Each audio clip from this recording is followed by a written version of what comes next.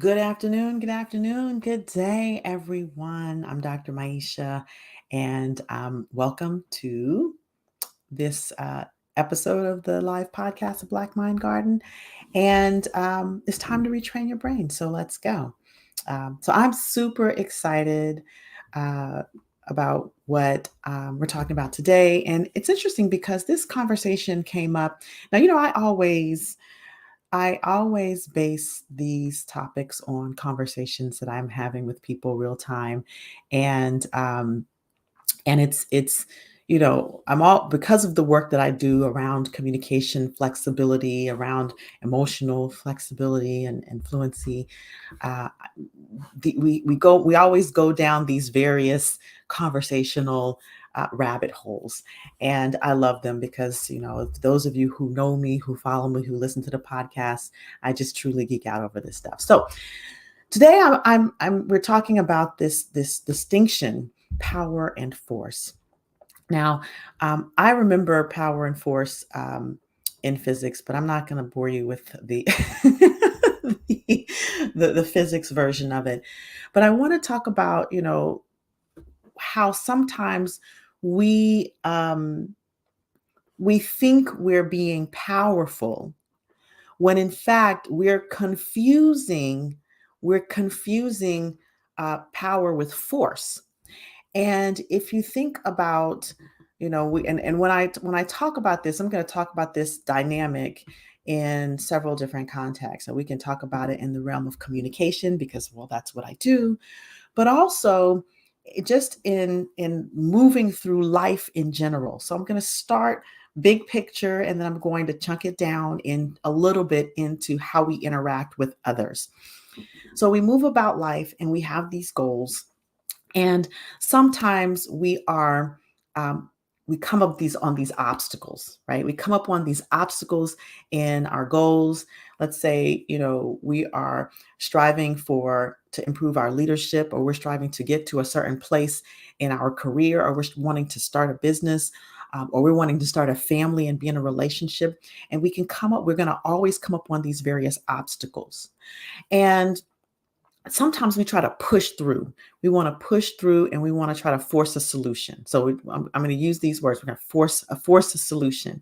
And you probably have experienced this before. And I'm going to talk about it from the standpoint of being a parent and being an auntie and doing this with kids. And you know how when you tell a kid to do something, especially when they're of the age where they can speak back to you and have a response, that many times, sometimes they'll just comply. But many times, especially in those preteen, teen years, you get that resistance that I don't wanna, like I don't have to, and I don't wanna, and whatever they say, can I just do it this way? Or you always, or you never? These are the things we experience as parents, and probably, I imagine, as educators in schools. And so you get this resistance. And the old school way. Now I'm a ex-gen, so the old school way that I was accustomed to, how I was accustomed to being dealt with, and how I was accustomed to seeing, is force. You're gonna do it because I said so. You're gonna do it or else. You're gonna do it. Like, that's sort of the way that in which that I was brought up. That's the way we were taught, and that is the use of force. Right? We're gonna force you to do it. And there's this inflexibility of behavior that is associated with that, right? This inflexibility of this inability to be flexible in the communication that would motivate one like me, or in my case, like my son, to want to do the thing that is being asked of them, or to consider doing the thing, even if they don't want to do the thing that is being asked of them. So, and in life, we're going through goals, and we release, and we come up against the obstacle. We often push through and force our way. So, like as physicians in our training, when we're tired, we push through the fatigue. When things are hard, we push through, right? We push through the obstacle, and that's using force. And what we're finding now in our community, that pushing through, we learn to push through, we learn to push through obstacles, and that becomes a habit. And it's not it can, it can be useful in certain situations, but as a way of being, as a way of life, in all areas of life, it is not the healthiest way to be. Right. So if you're always pushing through, then what happens is eventually you begin to ignore the signals that are coming from your body, the universe, other people, that your force is not working. And so we have to then begin to ask the question, well, what is the alternative to using force that would make moving and navigating obstacles in life and with people easier? And that's when we start to get into the conversation of flexibility of behavior. Now, there's an assumption in the work that I do when I teach in neurolinguistic programming that says the person or the system with the most flexibility of behavior will control the system. Now, I'll break that down. What that actually means is that the more flexibility of behavior, and when I say behavior, I mean communication, I mean listening, I mean the ability to critically think, like our flexibility of thinking, flexibility of emotion and emotional regulation.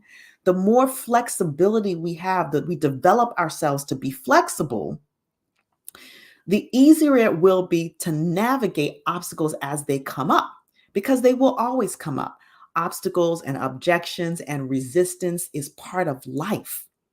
So when we begin to develop and expand our flexibility in various areas, now, you may have flexibility in communication, but maybe there's a learning edge for flexibility of emotional regulation, or emotion, or the capacity to feel emotion in general.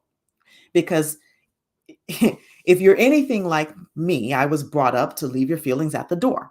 Like, you're in our training as physicians, leave your feelings at the door. And I know there are many other industries out there that have the same philosophy. Now we're just starting to get into the realm where what they call them, soft skills are essential skills, and people are recognizing what they call emotional intelligence, which, as of a conversation earlier with a colleague today, we have renamed it emotional flexibility, or even emotional fluency. Thank you, Dr. Kimia Saraf. We were having this conversation earlier about the expansion of our flexibility, or our fluency in behavior. Because when when we're able to be more fluid, I don't know if any of you listening have heard of, probably of martial arts, and most people know who Bruce Lee is, and he practiced the art of kung fu, and one of the things he was masterful of was redirecting energy, right? There's a Steven Seagal, yes, Steven Seagal. He practiced Aikido. And Aikido, when a person strikes or comes for you, you don't like meet them with force.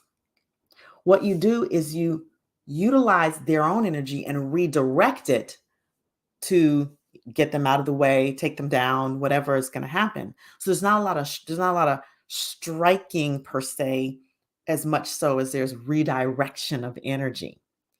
So when I talk about flexibility of communication, flexibility of behavior, expansion of our listening, and our capacity to be flexible, what I'm talking about is the redirection. How do we redirect conversations? How do we redirect behavior, redirect energy, redirect our own capacity to experience emotion and to regulate ourselves, so that we can be powerful in a situation at any given moment? We can manage ourselves powerfully, right?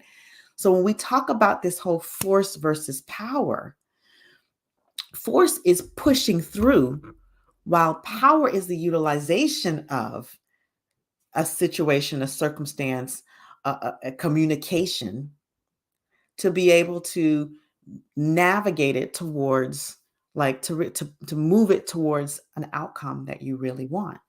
So I'll give you an example.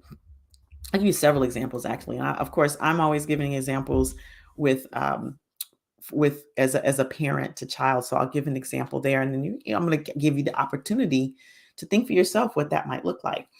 And because I do, I do work with parents, and I do when I teach NLP, I tend to work with, and then I'll give you an example as a from doctor to patient as well, like as how this occurred with a patient as well. So now, my son, we were at the library last week because my son loves the library. Go figure.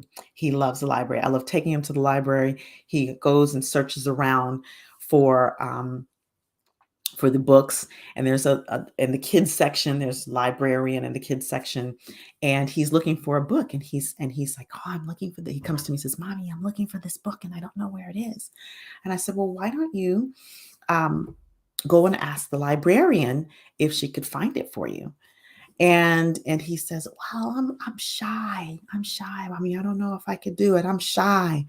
And I have um I have a thing about labeling ourselves, right? So I said, okay, I got that. Are you? I said, are you nervous to go ask? Is that what it is? He said, yeah, I'm a little nervous to go ask. I said, well, um, I thought for a moment, because for me, sometimes I have to think about how I want to handle it to empower him, and give him an increased choice, right? And so I thought for a moment, and I said, you know, what if we play a game? and and I said, let's play a game. Who is a person that you know in your class that's not shy? And he, names a friend who is not shy, and his friend Asher. And I said, let's play a game called WWAD. What would Asher do? And so he thought for a moment, and I said, maybe you can step into Asher's shoes and think about what Asher might do. And so I saw him make a little movement, and then he sat up straight, and his chest and his facial expression changed, and he looks at me and says, you know, I'm just gonna go do it. I'm just gonna go ask that librarian.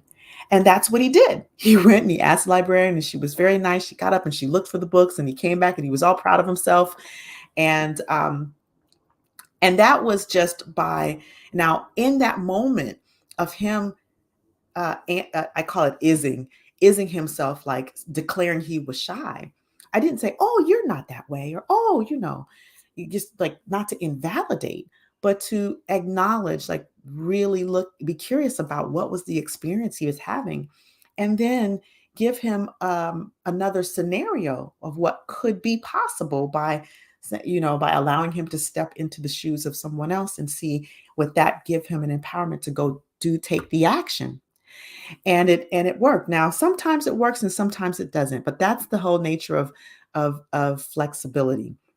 Similarly, I often, one of his chores is taking out the trash. So instead of telling him, will you take out the trash? Or no, instead of telling him the trash, take out the trash, right? Like that's what most men, okay, do this, do that. So when it's trash day, I just say it's trash day. Would you mind helping me take out the trash? And most of the times he does most of the work.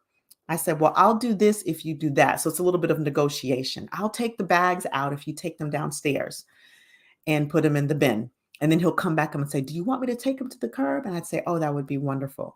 Now, I never have to argue with my son about taking out the trash, right? I just ask him, can you help me? And what I'm alluding to here is language flexibility. Oftentimes, we speak in the way that we speak, and when we get resistance, we think the solution is to speak the same way but louder or stronger, and it's not necessarily the thing to do. So when I talk about that power versus force, pushing through in communication would be to say the same thing and to say it louder or to say it stronger, or to take a certain stance with it, like, whoo, like make ourselves bigger. I think that's what some predators do. They make themselves bigger, right? And so the powerful way is to think about, well, how else could I potentially communicate and redirect resistance or redirect um, my own like experience of resistance so that I can find another way to communicate that would actually cut through that resistance and have the outcome, that the desired outcome for both parties. Like my son feels like he's helped me and he's done a big boy thing, and the trash is on the curb. Now, as a physician, I used to utilize this type of flexibility in conversations with patients all the time, specifically when speaking about lifestyle change and lifestyle choice. And I was really one for nutrition and teaching my patients how to eat properly. And one of the biggest resistance, of course, I saw a lot of people who are people of color in my practice, and I live in the South, and so there's a particular way that old school people in the South cook and eat, and as and in helping them to, they were wanting to change their behavior. That's the first thing. They were wanting to change their behavior, but there was resistance because it's how do you make my food taste good? And so, the first thing that I used to do would ask them, well, what is the problem? What is it that prevents you from actually making the change in your behavior? Understanding that. So part of being able to be flexible in communication and interaction is to be flexible in listening, because listening drives our behavior. And a lot of times we want to, in using force, and this is in communication, it's telling someone, telling, rather than dialoguing. And listening opens up dialogue. And so, and asking questions and being curious opens up dialogue as well. So when I would speak with my patients, I would always ask questions. Well, what prevents you from, right? Not why don't you, right? Because if you think about why don't you, and someone asks you, well, why don't you do this? Or why don't you want to do this? Or why do you keep doing that? Well, how does that feel? Right? What prevents you from is a different kind of question. It's very nuanced. It's very subtle, but it is a big difference in the way it lands. And then you get information, and then you can begin to brainstorm and work. And that's redirecting resistance right there in communication. Somebody says, well, I don't, I can't eat healthy, or I can't do this. And you say, well, what prevents you? So these are some of the, and this is just one of the ways that I'm just demonstrating that you can be flexible in communication. And so why would you want that? Why would you want to be flexible? Well, if you are in an organization and you are dealing with direct reports, you want to be able to deal with any resistances that come up, any complaints that come up easily.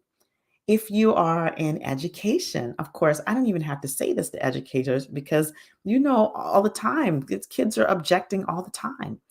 And it's useful to be able to be flexible in behavior and communication when you have 20 something kids in your class, and especially to be able to have them all be um, performing in harmony, right? And then, of course, individually speaking, even if you're building a business, you want to have that flexibility when you're communicating with clients. Because imagine if you're selling a program to someone and you're getting an objection. If you're asking questions and being curious, it allows you to expand to be able to be flexible and navigate whatever objections come up. So it's important, to be able to understand the difference between that force and that power. Because when you're able to be flexible, it allows you to be more powerful in the impact of the communication, right? That's again where we confuse force and power. Power implies there's an even more profound impact that is made and can be made with velocity. Force, again, there's so much resistance, but when you have power, you can have that impact, and you can have that impact go deeper, and you can have it happen quicker with less resistance. That would be power versus the force of having to push through resistance to get a result.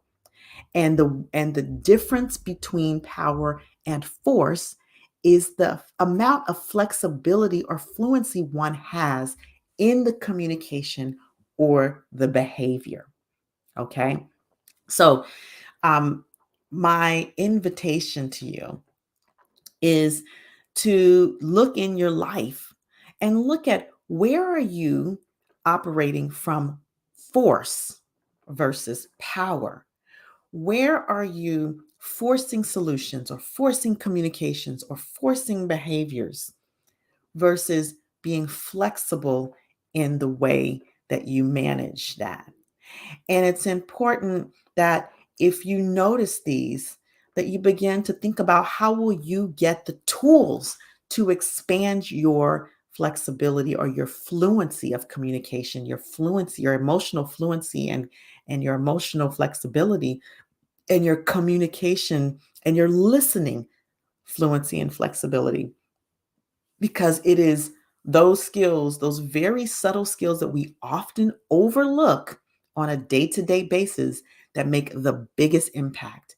And that is why I do the work that I do, is to get into to have people get those nuanced skills that everyone else thinks makes no difference, and to be able to have power in getting the results and having the impact that you want to have in whatever area of life you're having. So the trainings that I do in neurolinguistic programming and hypnosis and timeline therapy, the coach training that I do, you can have I think it's super valuable to have coach training, even if you're not going to be a coach, because the coaching relationship, the way people communicate and listen as a coach, can be useful in whatever you're doing, as a parent, as a leader, as a business person, as an educator, as a person who runs schools, as a principal, as an administrator. These skills of coaching are very valuable, because in learning to coach, you also, and especially in the program and in the trainings that I teach and in the NLP trainings, you are really gaining that flexibility of listening, which gives you access to the flexibility of communication and behavior. And so that is what I do. That's what I teach in organizations when I go and I talk about communication that transforms.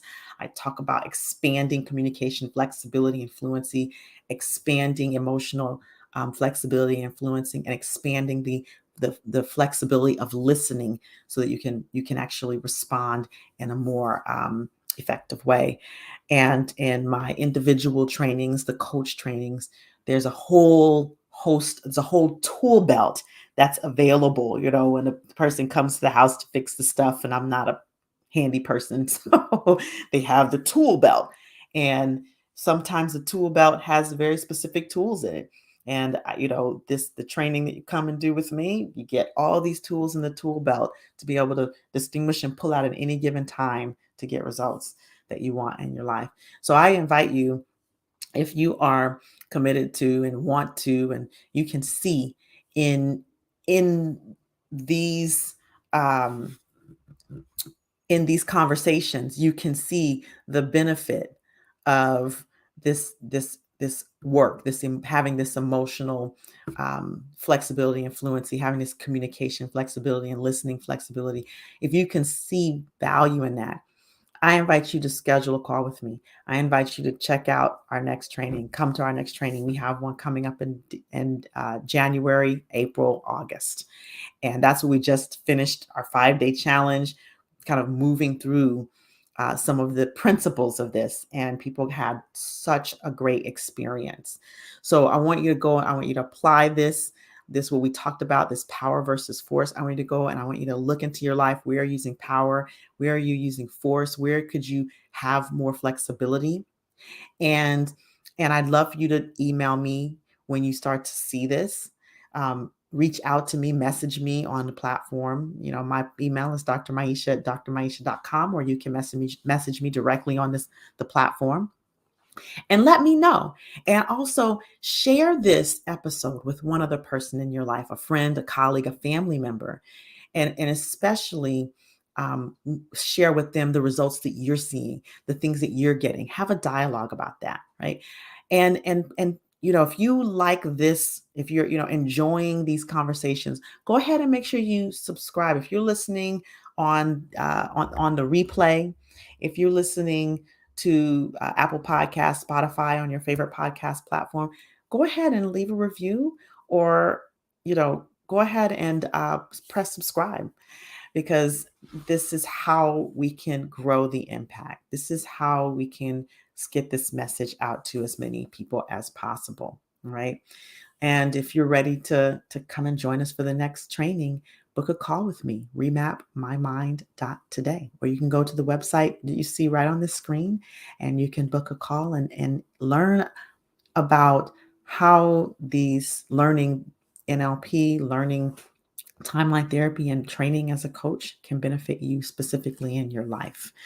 So um, I'm this is it. This is what I wanted to leave you with today. And as always, I'm committed to seeing you empowered, because for me, you are the bridge to the next generation of empowered and resilient leaders. You are the bridge to a new future. So have an amazing rest of the week, and I will see you on the next episode. Namaste.